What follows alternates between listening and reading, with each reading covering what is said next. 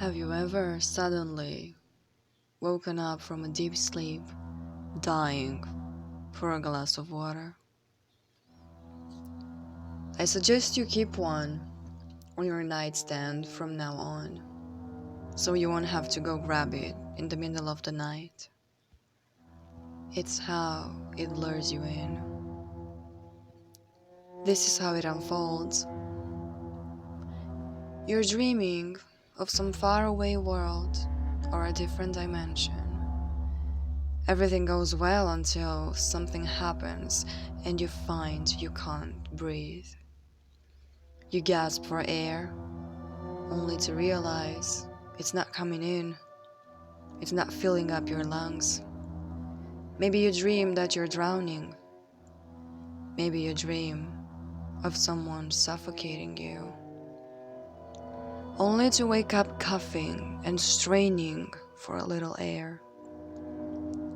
Your throat is dry and aching with an excruciating pain, as if there's a burning coal stuck in there. You panic.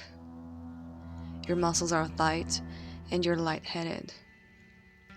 But the adrenaline rush in your body is keeping you from fainting.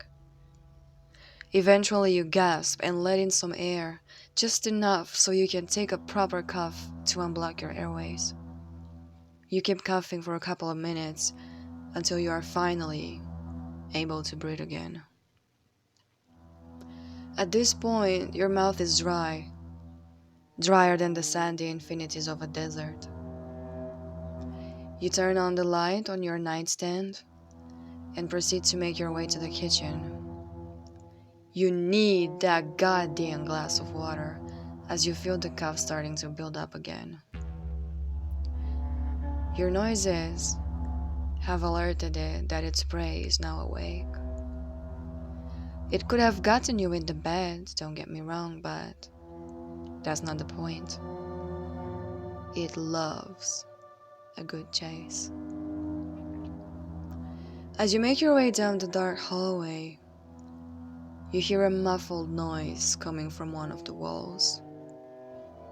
You're startled, and your face contorts a little as you suspiciously try to locate the source of the sound. You shrug and hurry to the kitchen. It's probably just rats or something anyways, you say to yourself. The hallway is darker than you remembered it to be. And it feels like it's taking you longer to reach the end, doesn't it? How uncanny. Maybe it's because you're walking slower so you don't trip and fall in the darkness. And that's wise of you, actually. Watch your steps. Or maybe it is because you haven't fully woken up and your perception of time is distorted. It could very well be. When you finally make it to the kitchen, you don't bother to turn on the light. It's gonna strain your eyes, so you settle for feeling your way around and trying to remember where the sink is. You reach for the cabinet where you keep the cups and glasses and grab one of them.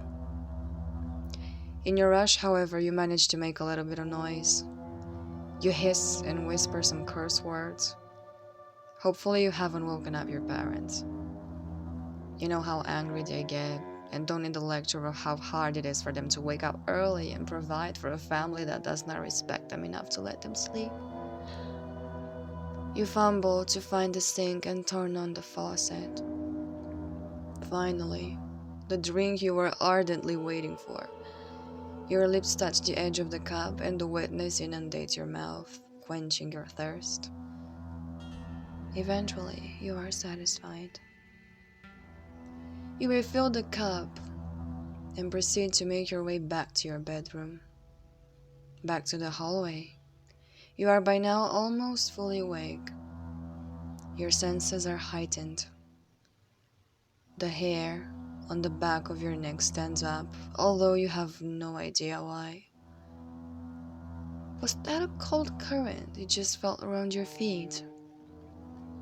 Someone must have left the window open, you think. Another bump in the wall stops you dead in your track. That could not have been a rat. It was way too loud.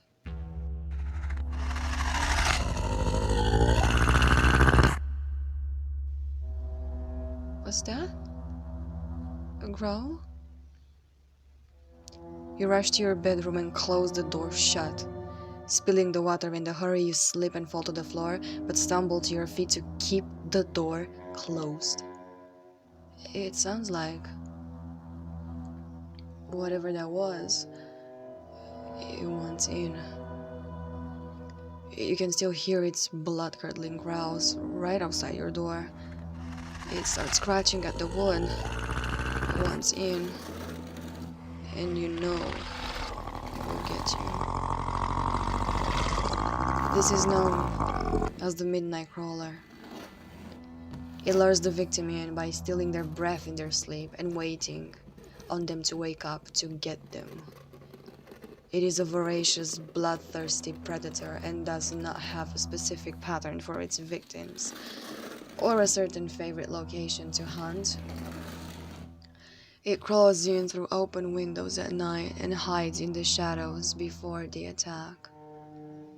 A light, however, does not scare it away, nor do any religious artifacts.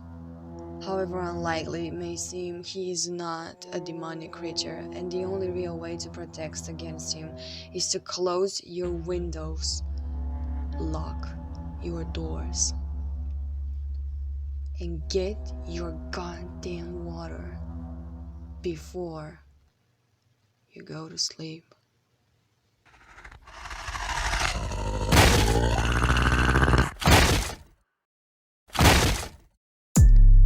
Hello my little ghost. If you enjoyed tonight's story, please consider liking and subscribing and let me know in the comments below what your biggest fear is. I could get inspired and the next story I post could chill you to the bone. Thank you for your support and happy spooks!